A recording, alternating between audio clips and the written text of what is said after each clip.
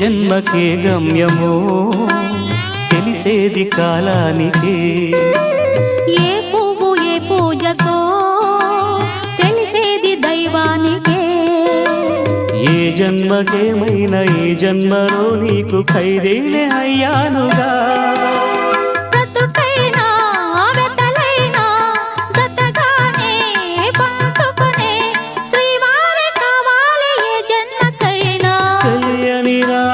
పలికింది తీయని భావనలో, మనసే జ్యోతిగా వెలిగింది మమతల కోవెలలో, ఈ మమతల కోవెలలో.